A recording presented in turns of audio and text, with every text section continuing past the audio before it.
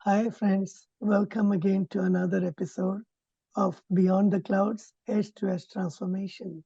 And speaking about transformation, often we only look at technology as a way to transform our physical life, but honestly, it plays a big role in our emotional, mental, and social life too. And that's why I've invited Vinutha Mohan to tell us about her journey through the Silicon Valley and all the technology, all the financials that she worked on, and now the kind of things she's doing. Vinutha, tell us a little bit about your life and how and you ended up doing some of the awesome things you're doing today.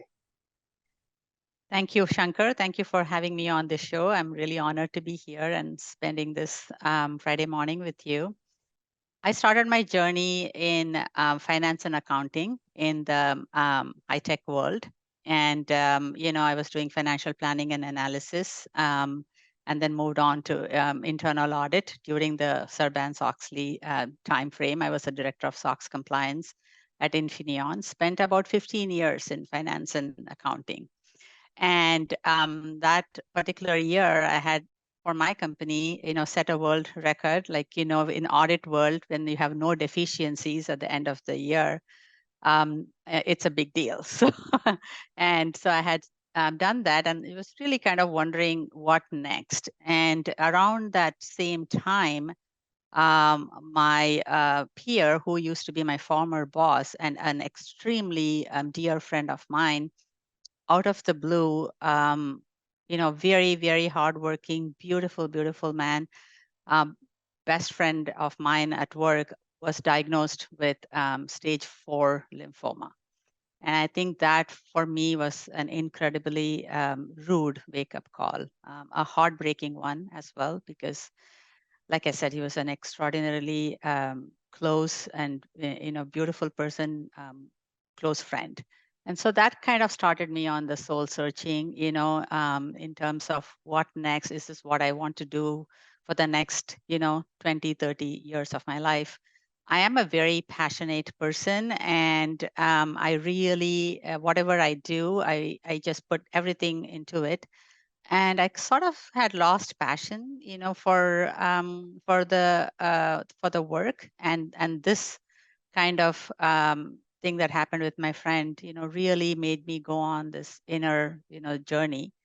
Um, and it, took me at that time. I had young kids, a big mortgage, and it took me about 18 months to find the courage to really, walk away. I was, our income dropped 60% because I was, really making a lot of money at that time. And it was a scary thing. And I have to really thank my husband for supporting me in this and, helping me walk away. And so I walked away, and at first I started an audit firm, but that just, I couldn't even get beyond the web page. It just somehow did not, call to me. And I really needed to do some inner work. And 3 months later, due to many synchronistic events, ended up deciding to go on this path to becoming a therapist, and haven't looked back since. So after my master's at JFK, which was a top university at that time for psychology, I launched my second career at Stanford. And I was there for about 8 years. And during 2020, I quit Stanford because my practice was really expanding. And now I am full time in private practice, and have enjoyed every second of this journey. Yeah, must have not been easy to walk away from a thriving career, at least from the outside. Your external resume really was amazing. What was it like? Did you feel a sense of loss when you were actually walking away, not just from the money, but the prestige? Yeah, in fact, I have helped in my now second career, and which is actually more of a calling for me, not a career. Um, I've helped so many, many of my clients make that transition. It's very interesting. We say in therapeutic world, you really get the clients who help you do your own healing or with whom you can share your own journey. You sort of draw those clients to yourself. And a lot of my clients I have helped with this kind of transition from a career to a calling. And because I went through it myself, I understand all of the different steps in that journey. And it is terrifying. And there is a saying in the mystical world, if you may want to call that, or in a psycho-spiritual world, that the ego's path is very safe, well trodden. A lot of people have walked that, and then the path of the soul is very terrifying because it's so uncertain. And it's not an overnight thing. It takes a lot of going back and forth, and basically it boils down to the fear of the unknown. The fear of, and we act as if everything is certain. We know at a deep level, at a quantum level, it's pretty much chaos all the time, but we act as if it's all certain. um, and it was very scary to make that switch, and it took me 18 months to really find that courage. And I have since then seen a lot of my clients struggle with same kinds of um, struggles. And one of the things that I also tell them is, when you are on this path, don't share this with people who are going to be naysayers or who are going to instill fear in you. It's really like you're birthing something, and you want to be very careful as it's kind of you know being created in the womb. So you only share with those that are going to be super encouraging, because that can contaminate this whole seed, if you want to call it that, and lead to creative abortions, So, and it happens a lot, right? When people like Yeah. share too prematurely without them having really had a solid grounding in this is my truth, and I'm going to follow it, and they prematurely share it, then especially with the people that they care or love or look up to, and they kind of say, what the heck is wrong with you, what are you thinking, this is a stupid idea, or whatever it is, it then gets aborted actually. So I had to be very careful with whom I share. And again, I give a lot of credit to my husband, who was just very, very, very supportive of me. On the other hand, my dad was devastated. And that really was very hard, very, very hard for me, because my dad was like all over telling everyone how proud he was of me, and all of my success, and it was very hard to disappoint him, heartbreaking for me. When I told him, my dad was like speechless, and it was like so quiet. And then there were others, much later. Everybody was shocked. It was all my friends, because I was so career minded and ambitious. I still am, but for different reasons. They just couldn't believe it, that I would actually walk away, like that. So it was like the shock, waves everywhere.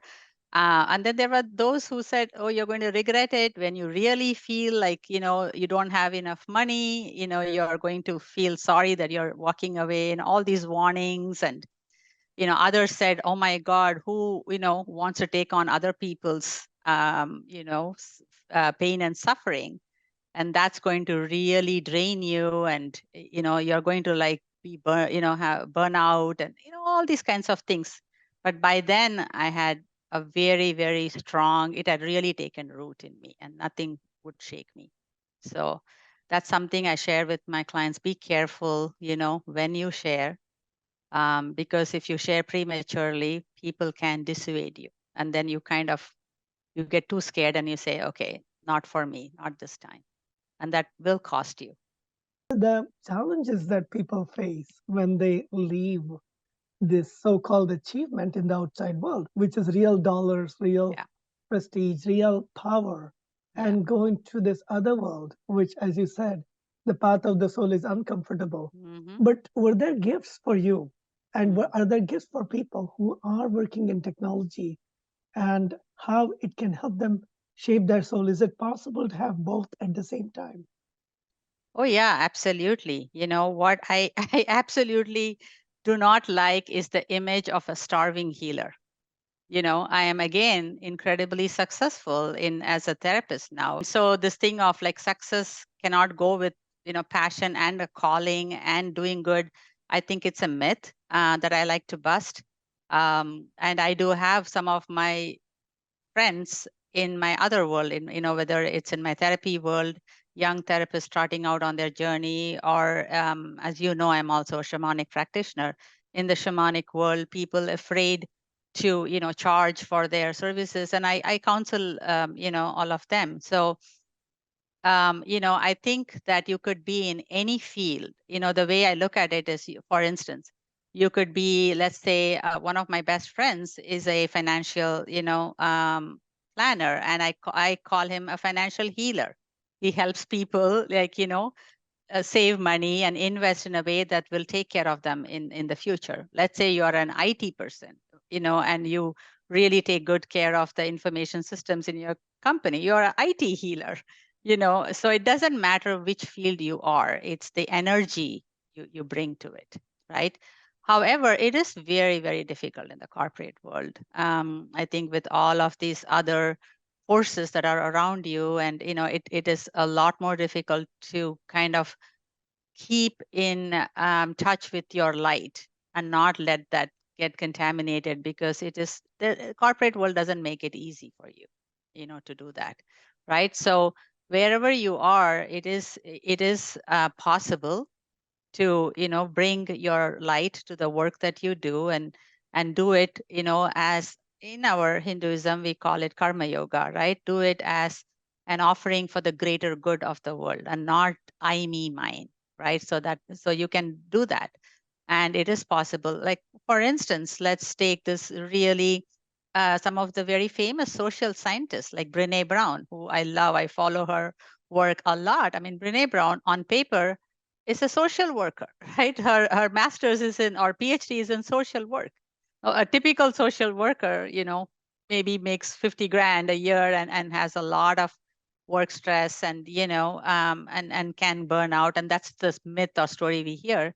And here she is, um, interviewing Obama, and a huge thought leader, and a change agent, and a transformational agent. So not that everybody of us can become Brene Brown, but in our own small way, make an impact, right? It's bringing that, taking passion and adding a higher purpose to that. And that's how you find your calling. And your passion can be for anything, right? And so it is, I think, possible to do it, in any field, and get the gifts in any field. If you look at it through the eyes of, I'm doing it for a greater purpose. And how do I bring my best energy and infuse my doing with that being? Vinitha, you brought up a very important and interesting point. I'm a big fan of Dr. Brene Brown as well. Yeah. A lot of her work is on shame and guilt. Mm-hmm. And in the area of technology, especially here in Silicon Valley or many Silicon Valleys around the world, the way technology has shifted, there is a lot of competition to Yeah. be the best. Everybody wants to be the next Steve Jobs and the Yeah. next Bill Gates, Yeah. the next Elon Musk, but everybody cannot be. So there's a lot of feeling of shame or guilt. And I see that even among my school and classmates at IIT, Stanford, Berkeley, that I'm not good enough, Mm-hmm. that somehow I goofed up, or maybe it was my family. Either there's a blame game or a Yeah. shame game. Yeah. You know what I mean? Around, I couldn't be that high thing I wanted to be. And that could be about any area. But Yeah. technology, especially here, we are like in the Hollywood of technology here. Yeah. Um, how do you find clients like that? And what do you tell them? How can they face that? And how can they go beyond feelings of inadequacy? Yeah. I think we really owe a huge debt to Dr. Brene Brown for really bringing forth this whole this concept of shame and how pervasive it is. And what I do know from studying with further other teachers, that again, this may sound very simplistic, but I want to basically say that one of the huge variables. So shame causes inflammation. So while we, study stress levels with cortisol, that is not going to show up in any, of the studies that shame actually causes inflammation, and extreme forms of inflammation, as you know, is one of the, markers for cancer.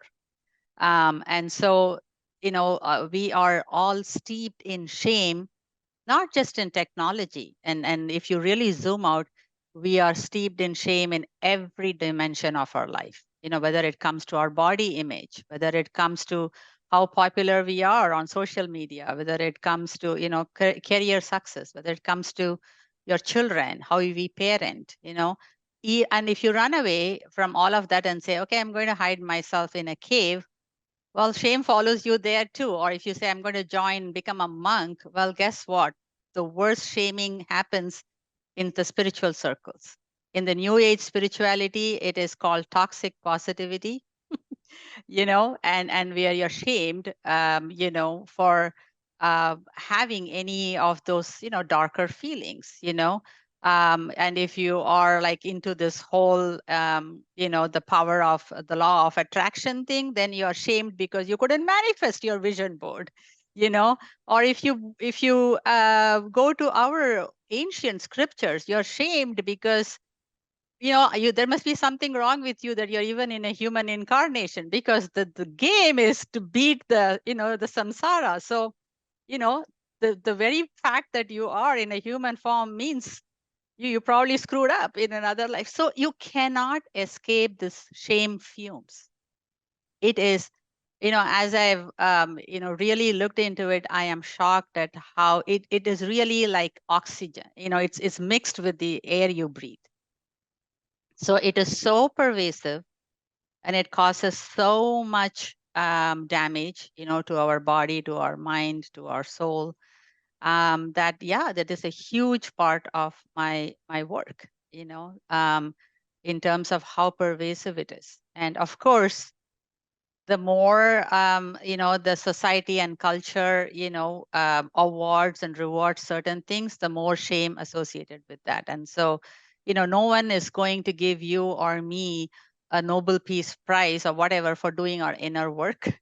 you know but if you were to be a tech billionaire or whatever, of course the whole world is going to ask you, how did you do that? Or how did you accomplish that, right? So the more the society and culture, kind of awards and rewards these things, the more shame is attached to that, the extrinsic rewards, I mean. So that's why, of course, like Brene, one of the things that she says that I absolutely love is, she says self-worth is associated with productivity, and we wear exhaustion as a status symbol. Yeah, as a badge of honor, I think. Yes. Yes, yes. Yes. And I once, were working with a client on that, and she was really, into the whole San Francisco entrepreneurial world. And she was telling me about one of the conversations. This was many years ago, at a party where she saw two people talking. One of them saying, I'm so busy at work, I get only 5 hours of sleep. And the other one saying, "Man, lucky you, not only do I have my work, but I'm also doing my startup on the side, so I get 2 hours. So you must be like having a lot of free time." So this is what she talks about. I mean, this kind of how we have attached this exhaustion to achievement, like it's a status symbol. I'm now seeing that around the world, from Bangalore to probably London to everywhere. It's a badge of honor Yeah. to not have any life except technology. Yeah. I remember interviewing at a company where the CEO said to me, it was a startup company, but the CEO was a serial entrepreneur, had had many successes. I asked him about work life balance, and his answer was, every single person here got divorced either before or during their tenure here. That's how dedicated we are to the Mm-hmm. company and our Yep. success. Yep. What do you feel about this? I mean, what kind of success are we talking about here? I mean, I have such strong feelings about it. And one of the things is, I work a lot with the tech leaders, and that's one of my niche. I have very high profile, highly successful clients. And the reason I do that is one of my mentors said, if you truly want to make an impact, you really find these leaders and heal them. And so that, because they touch thousands of people. So if you have one, fairly enlightened leader or emotionally intelligent leader, you can impact 10,000 people, 1,000 people, right? So I really love working with these, leaders, young or mature, so that they can go and, help others. And this, yeah, this has become a disease. This everything tying to, you know, material achievements. And what is happening is no matter how much you achieve, I've never ever come across, sometimes I work with billionaires, some millionaires, whatever, it doesn't matter. I don't ever see them, ever finding that what they are looking for. It's still on the inside, it is, hollow, right? No amount of external achievements is really able to fill something that they are missing. And many of them say that, there's something I'm missing. I am not able to point what that is. And then that is like that deeper contentment. And contentment and peace, cannot be found in the world, right? So what we are looking for is never going to be found in the world. And the other thing that I see, which is this is so interesting to me and a pet peeve of mine, all of these people, they are so ambitious for their career and absolutely settle for the most mediocre personal life, the most mediocre. And what they constantly tell me is like, well, who has a happy marriage? I talk to all my friends. They're all unhappy and they're all like dissatisfied, with their spouses. So it doesn't matter. Why should I aim for a more deeper, contented relationships? And then I ask them, is this what you do when it comes to your career? Do you check, oh, the next door guy, he's just a manager, so that should be, I'm a director, should be good enough? No, you are so ambitious for your career success, and you settle for the most mediocre personal relationships. But at the end of the day, what really comes back to bite you in the rear is your, on your deathbed, it's your personal relationships that you are going to regret, not having had, a loving relationships. And that is what people, don't get, right? So, because again, no one is going to give you, a raise or a spot bonus or, stock for having a good marriage or a good relationship with your children. No one cares, right? But you do it for the intrinsic reward of it. And that becomes very hard. And that's why I think everybody is chasing the extrinsic reward, because society is just going gaga over you. There's a lot of money, there's all the things that money can buy. Who is going to congratulate you on having a loving marriage? Yeah. Can you talk about that a little bit more? What's the role of money and the role of intrinsic and extrinsic rewards, if you will, Yeah. and especially in the age of technology? You Yeah. know, Yeah. Yeah. Yeah. I always hold this view that money is a neutral energy. you know what you do with it is what matters. I am not one of those, like I said, I do not like the archetype of a starving healer. And I'm not a starving healer, I'm a successful healer, and will continue to be that way. You need a certain level of money, a certain level of comfort and all that, and at some point it becomes the law of diminishing returns, right? It doesn't really give you anything much. And my husband and I used to talk about this, like, you don't really actually physically hold your paycheck. It's the direct deposit into the bank, so it's not even that you are actually seeing it, right? um, so it is important, I think, to be pragmatic, and it is important to make a decent living. It is important to have certain level of comforts in life, because if you are starving, or if you're thinking about I don't know how to, how I'm going to pay my electricity bill at the end of the month, you're not going to be able to do a good job. I think money is a very important, factor, but it is also to know at what point is it costing you everything, you know?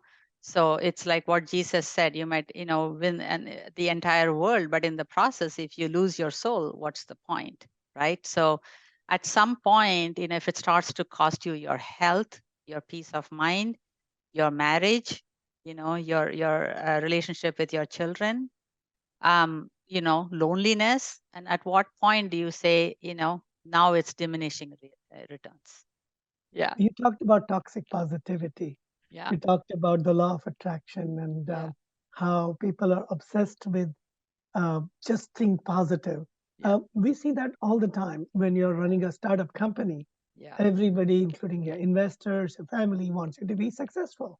yeah, But as you know, when you're doing, let's say, a chat GPT, something much better than chat GPT, or something much better than today's fastest GPUs or CPUs, the likelihood of failure is much higher than the likelihood of success, and it can yeah, cause a lot of stress. yeah, What's the best way of dealing with it? And in your own life, you had quote unquote successes and failures. How yeah, can we thrive through the successes and failures and keep our head straight in this yeah, process without denying that there is failure? yeah, yeah. I do feel like with every generation, the resilience is going down. I have now watched four generations, like my grandfather, who endured so many losses, including loss of a child, loss of siblings, and how resilient they were. And then I can see now then with my mom and her siblings, that resilience has gone down. They don't have as much of a resilience as my grandfather had, because success was a little bit more readily available for them. And then there is our generation, right? And we have been extraordinarily successful too, and even less resilience, when it comes when we meet failures. And then our children want instant gratification, everything, yesterday. So as you can see, as I think we have never been this, successful overall as a world, in plenty of food, plenty of everything. And we have never been this depressed or this, mentally, sick as we are today. So it's really interesting that I think as more and more material success comes, abundance comes, less and less resilience, and that's just one observation. And the other thing is that I really think that the intention behind which we start something is very, very important. And to that, I will say, I again draw on some of Brene Brown's work, but not just hers. But also, like initially, I've heard the story that the Dalai Lama was very confused about this low self-esteem business of the West. And he's like, I don't understand. What do they mean? Like he couldn't understand this low self-worth and low self-esteem. They tried to translate it in Tibetan for him. He just could not understand about the self-hatred and all of that, right? It was such an alien concept to him. So one of the things that I encourage all of my clients, as well as my kids, and on myself too, in that, for that matter, is that you got to start from the place of I am enough.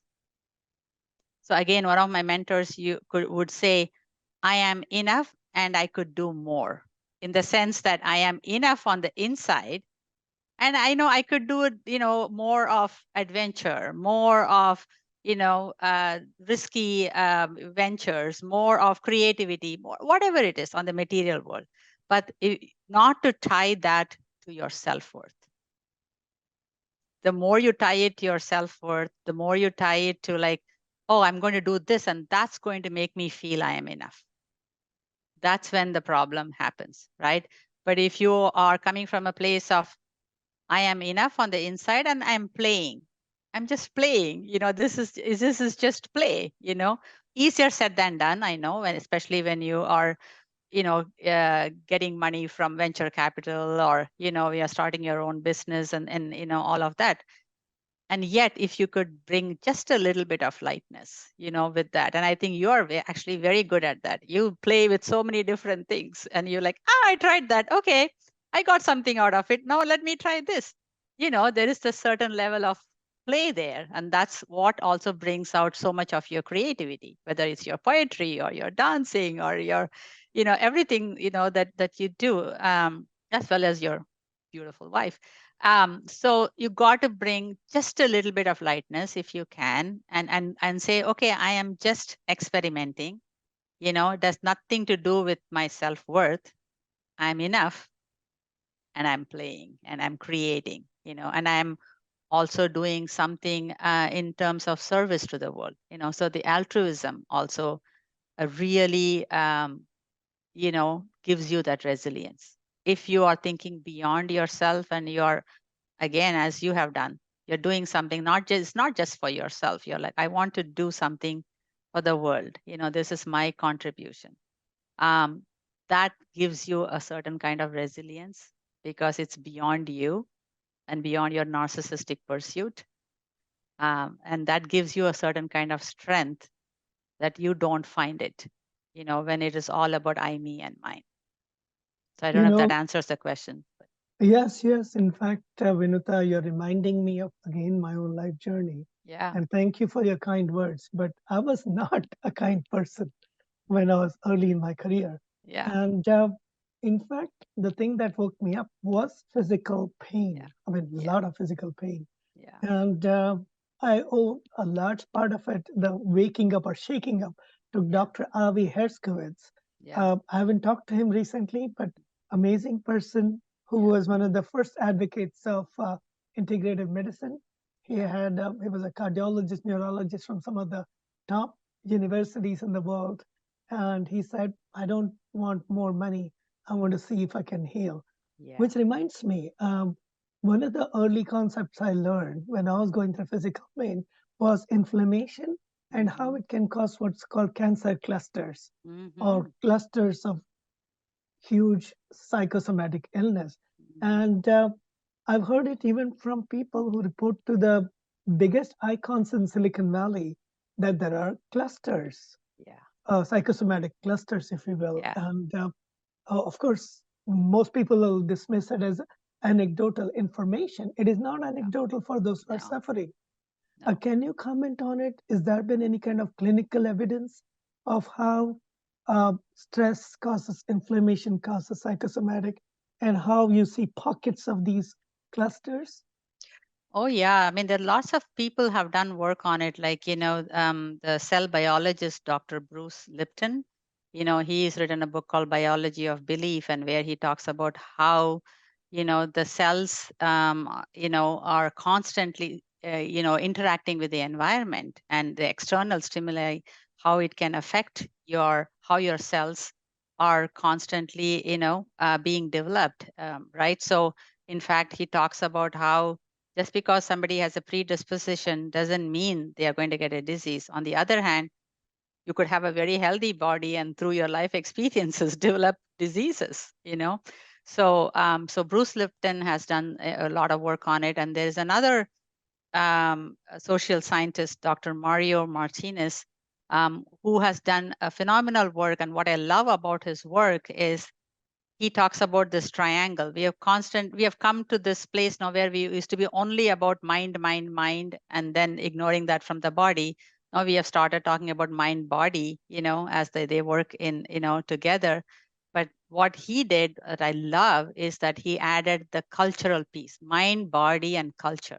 Because the mind and body is not in some void. It is constantly, dealing with the socio-cultural context. So as a result of that, that affects gene expression, you know. So when you say that I was not a kind person, of course you were. As an infant, as a pure, like, when you were an infant, you were, and then life happens, right? So the human experience is a traumatic experience right from birth.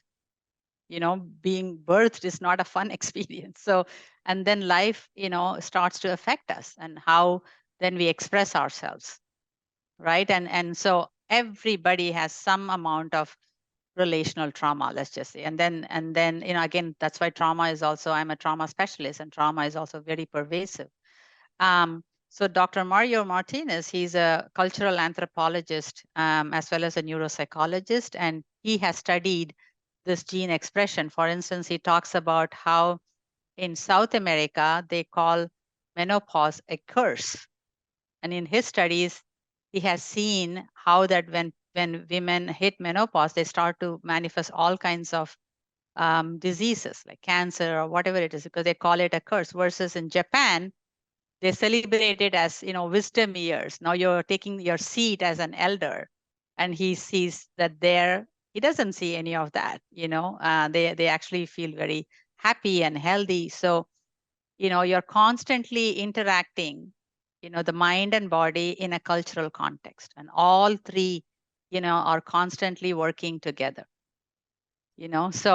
So absolutely, I believe that as much how, that's why I said, when society and culture places so much value on money and titles, and and very little value on your inner life or your relationships, and you ignore that, and it has a cost, and how pain comes into your body, and how all diseases, more and more and more autoimmune diseases these days.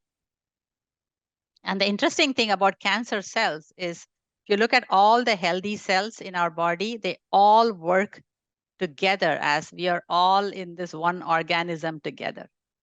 The only exception is cancer cells, which is, I don't give a crap about any of you. I need to grow, and I'm eating anything and everything in my way until it destroys the host, Wow. Very right? true. Very And how true. are we in the world today? I don't care how many dead bodies I step on, as long as I go to the top, Yeah. Yeah. you Yeah. know? So our if our liver has to work a little harder, just because our kidneys are not that great, they're not sitting and complaining and shaming and blaming. They're like, well, it is what it is. I'm going to have to work harder. So they all are. If you look at how our body works, it's really, a healthy body works as one source. We are one, and that's not how we work as humans. Vinutha, you brought up a very interesting and thing, something dear to my heart. Yeah. It's at the cellular level, at the organ level, at the full body level, and relationships at the family level, and even in society, we are one. Yes. Inclusivity, diversity. Yes. Each Yes. organ is different, and the liver and the kidney are different, have Yes. different functions, but they Yes. work in tandem. Yes. Can you comment on that? And one of the interesting people who Yeah. talked about a theme that you mentioned, which is the wisdom of women Yeah. post menopause, was Yeah. Dr. Jean Shinoda Bolen, who also lives close by, north of Mm. San Francisco, Yeah. Japanese American, who Yeah. talked about goddesses in women, and goddesses specifically in older women. Can you Yes. comment on these things and how the unity of life and our perspectives matter? Yeah. Well, yeah, this thing about, like, I think what the universe is, if you want to call it the universe, if you want to call it the divine, it's trying to teach us again and again and again that we are all working for, that one source, that we are all one. Now when I say we are all one, I like to look at one as, like, the circle, rather than one. That one, number one, has very little space in it, but like a circle, the zero, the purnam, right, that we talk about in Sanskrit, in the Vedas, that within that circle there is room for diverse expressions of the one, right? So like you said, the liver looks different from the kidney, looks different from the heart, has different functions, but yet serve that one organism, right? So similarly, we all may look different and have different functions and different roles, but in the end, we are all serving the one. So the universe has been trying to teach us that, but we are not learning it. Like COVID was a great example. Look what we did as soon as COVID came, and it was a very mild um, warning, I think, although millions died. Although millions died, it still was a mild warning. But look what happened as soon as, instead of the whole world working together, sharing information, sharing resources, it's like, well, I'm closing my borders. Well, you close your border. We'll all close our borders, and and our ideologies are more important than what is good for the greater society. And it brought out all the selfishness, self-centeredness, and narcissism. Instead of the country where it started saying, listen, guys, we goofed, something happened. Let's sit down and see how we can actually, make sure that this doesn't spread. Instead, it's like hiding and blaming and shaming. And then, it's happening at a global level, and it is happening at a little neighborhood level, and it is happening at a company level. It's happening everywhere. More and more separation. And to the extent that we don't want to even we don't even like our own family members, we don't like our neighbors. Loneliness has become the biggest mental health epidemic, and Dr. Vivek Murthy has written books on it. He's called this out. He wants government funding to heal this loneliness, because of more and more and more separation. Loneliness has increased, or it became more apparent, Yeah. right? Yeah. Loneliness showed us that you can have Zoom, like you and I are on a Zoom call now, Yeah. or a Microsoft Teams call, and yet is not the same. Yeah. So, what role has technology played in enhancing our lives? And also, what role has it played in making us more distant, Yeah. in your opinion? Yeah. Well, I think you're right. I mean, COVID, I think, made us realize, like, it's interesting, right? During the COVID time, we all had so much money, but you can't go anywhere. All the borders are closed. Now, what are you going to do? You can't even go out. And, so I think it made a lot of people realize, like, what am I doing? I know there are lots of people who retired. You must have heard after COVID, lots of doctors who retired, after COVID. And because it's really made us realize, and it was so beautiful during COVID, I would see some dads with young little girls and outside biking. I have lived in this neighborhood 20 years. I've never seen that you know and it was so nice to see that, and people walking, and just the simple everyday pleasures and enjoying the extraordinary in the ordinary. Like the ordinary became extraordinary. Like, oh, I have toilet paper. Woohoo! I won the lottery. you know. Also, it really, I mean, it really changed my world. Like before COVID, I looked down upon telehealth. Like I did not, I'm like, that's beneath me. I won't do that. I want to, work in person.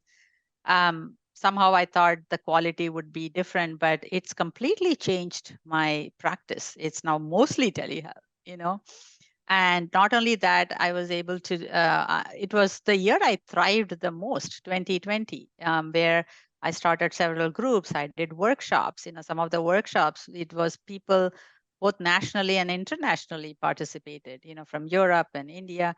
And technology is the only reason that has been made it possible.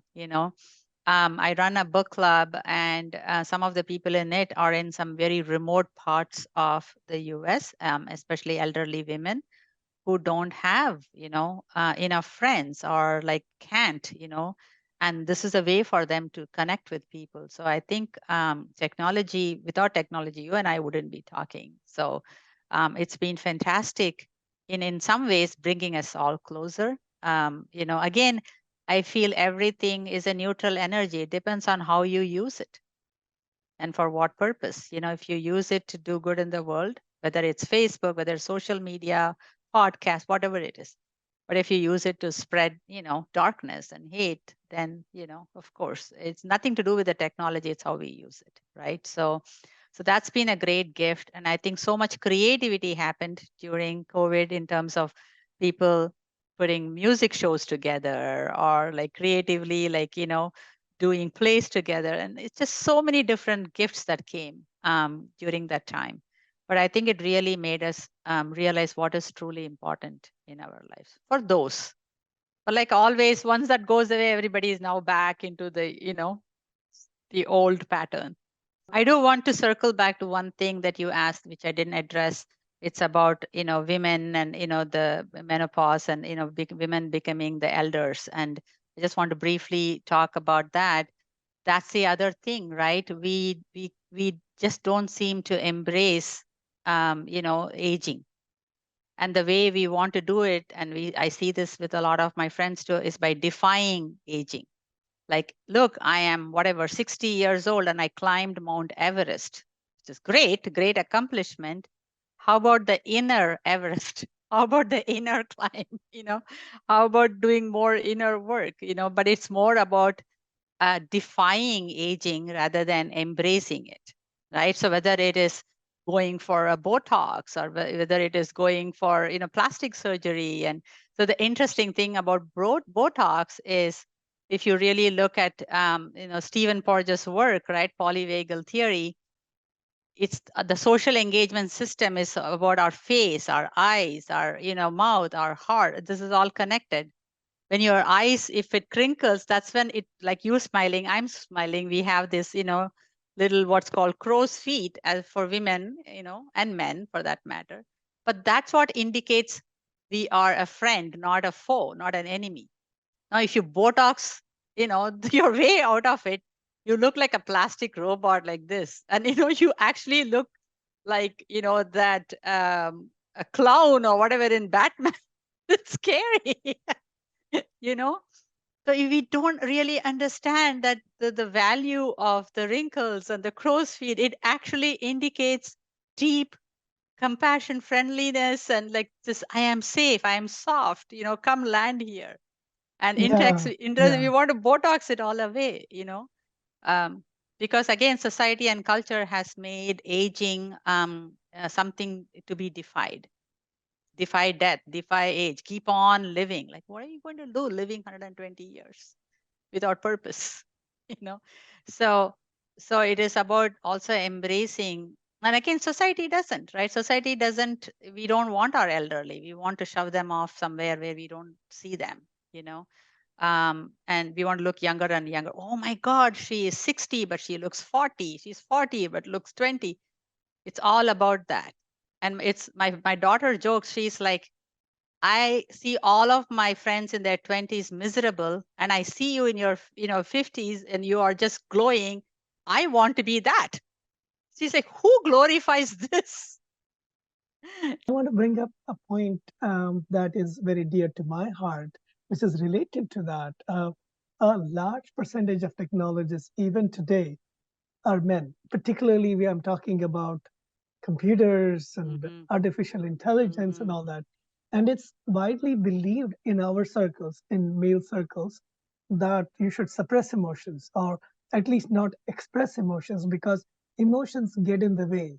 If somebody, don't be too emotional, or you're being very, what do you call it? You're being too feminine. Yeah. You can't get things done. Be rational. You know what Yeah. I'm saying? Yeah. But what I have observed is that there is something called male menopause, and Mm-hmm. there is something called male PMS. It's Yeah. not like it's only women who go through the ups and downs No. emotionally, even through the week, through Yeah. the month, and definitely through life.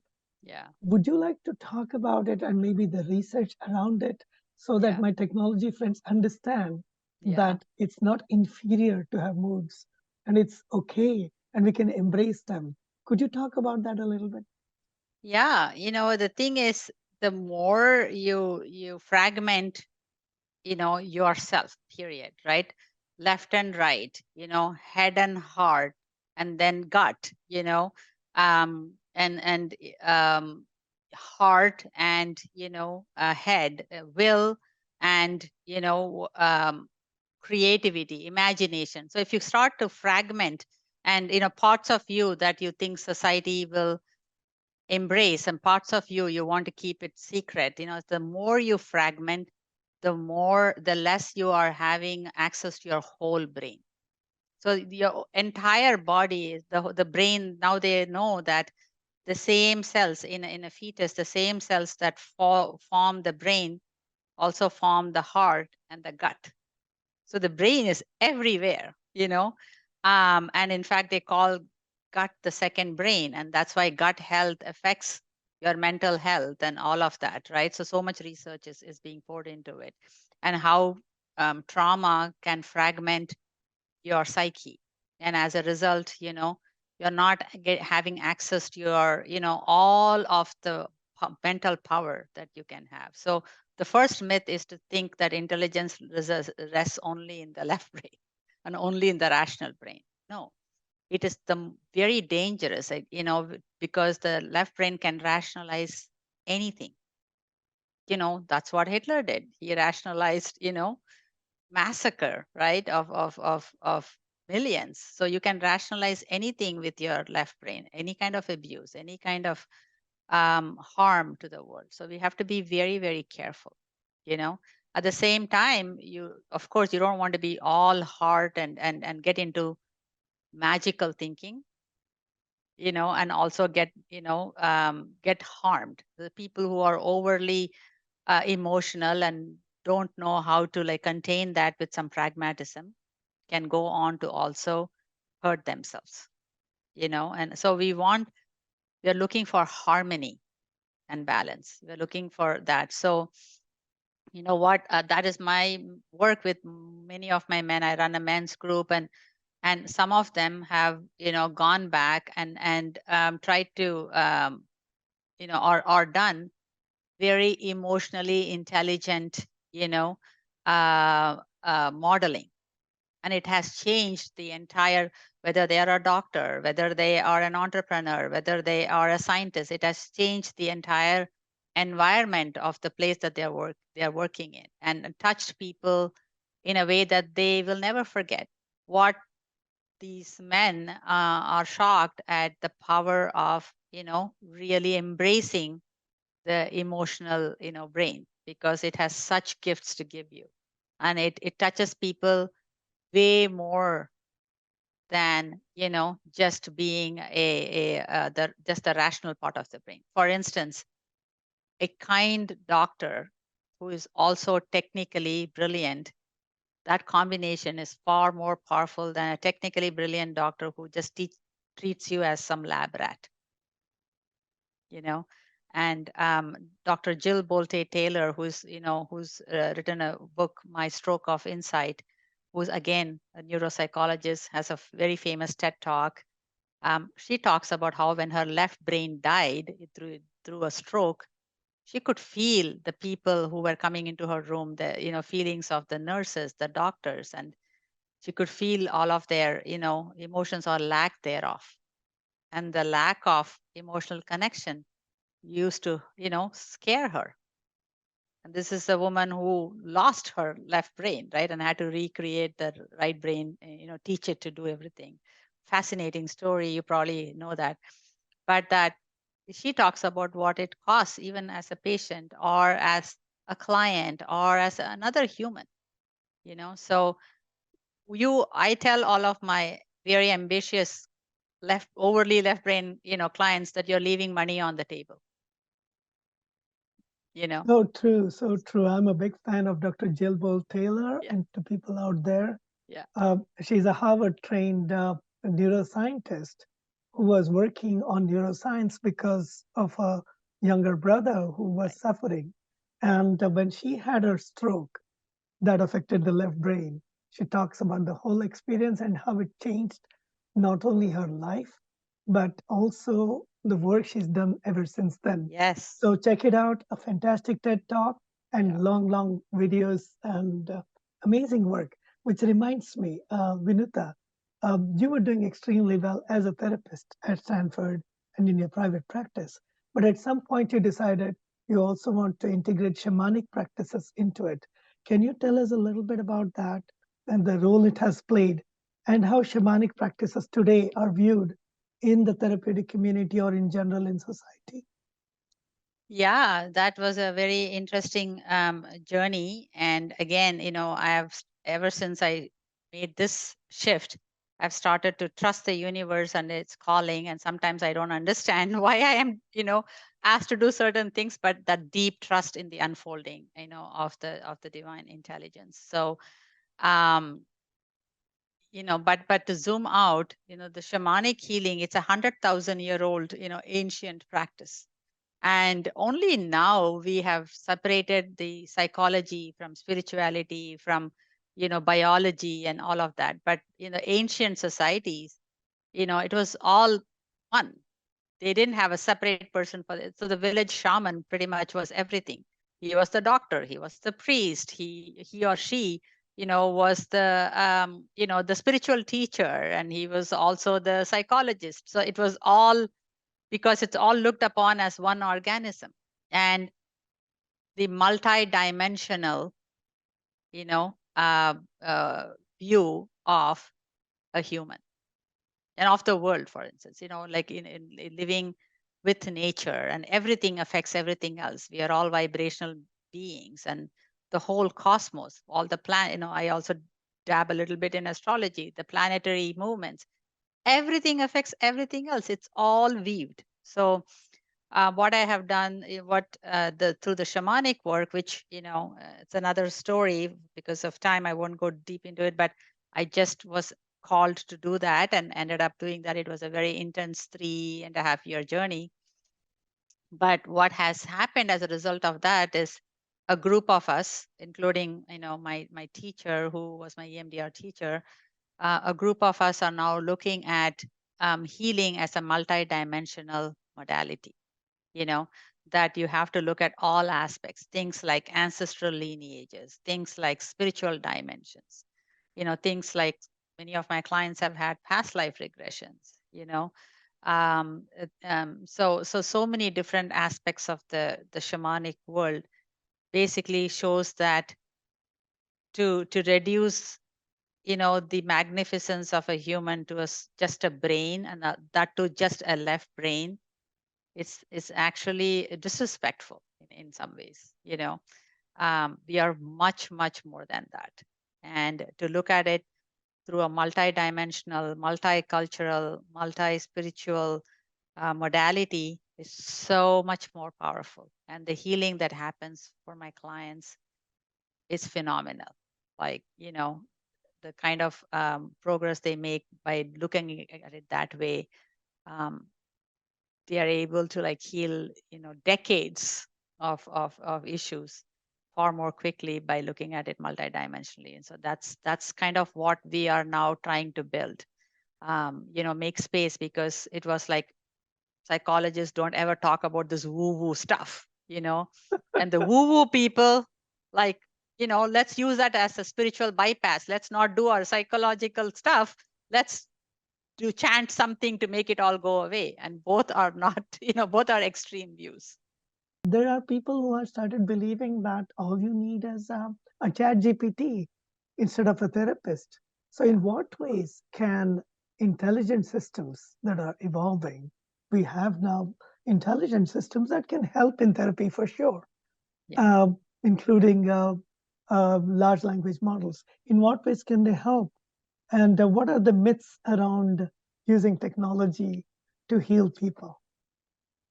Yeah. I mean, like I also use technology a lot. Like I said, my most of my work is virtual, and I write a blog. So I mean, I'm using technology in a limited sense. um but so many of my clients also miss that, like the human to human, like sitting in the room, like physically touching, or being in the presence of each other. And even with people after the COVID, when we kind of reintroduce ourselves into society, we missed that, like giving each other a hug. I remember the first time we kind of hugged, it was like, I don't know how Chat GPT can give you that experience, to put it, you know, simply. Like there's just something about that physical touch, right?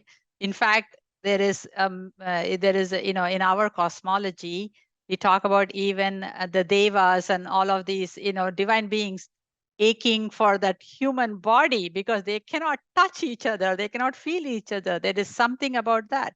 Like in India, we eat with our hands, right? And of course, the colonization came and they shamed us for that. Thank you, Britain, right? So all but actually now they're saying there's all these whatever neurochemicals that get like stimulated when you use your hands, and it helps in digestion and all of this. there is something about the physical presence, physical touch, being in the room, together, that you cannot put, a finger on, or you cannot even, measure. I don't know how what you would measure there, but something that's missing in, in via Zoom. And some of my clients feel that, and they insist on meeting only in person, or they miss that, but it's better than nothing. So you always have to look at the cost benefit. On the other hand, the impact in lots of remote places don't have therapists. They don't get psychotherapy, and there are not enough therapists in the world right now with all of the mental health issues. So technology helps to reach those remote areas. So I think those are all the great benefits. But I think more research will probably happen. What is it about the human to human contact, about the physical touch, about physically sharing space, that you cannot replicate, with technology. And I can tell you in a small way, and you probably know this, when we are on the phone, let's just say with the insurance or whatever, and all you're talking to, or even CVS pharmacy, and all you're talking to is a machine, and it does help you, it does direct you, you are able to refill, but I don't know, it does not like ever make you feel filled up. Like if you were to actually talk a person, and maybe we are even sharing a joke, or we are talking about the weather, and there's a very sweet person on the other end, the way it fills us up versus talking to an efficient machine, you know I don't know how to quantify that. There's so Yes. many other senses. Yeah. There's a lot we don't Yeah. yet know. We We don't don't yet yet know. know. And Yeah. again, we could be talking forever, I Vinutha. know. There's so much we've It learned is. Yeah. with each other, from each other, and to people out there. I'm always looking for different views. It's not always about who got the best algorithm, who has the best technology. It's also about how the technology of life, of being truthful to yourself and leading a meaningful, purposeful life. So, without sounding either woo woo or all technologically intelligent success, there is the middle ground where Yeah. we all come together as humans or as Yeah. living beings. So, please come forward. I want to hear your voices. I want to hear how technology has affected your life and how we can make this world a much better place in every possible way. Thank you, Vinutha. Thanks a Thank lot. you. Thank you, Shankar. It was wonderful. Thank you.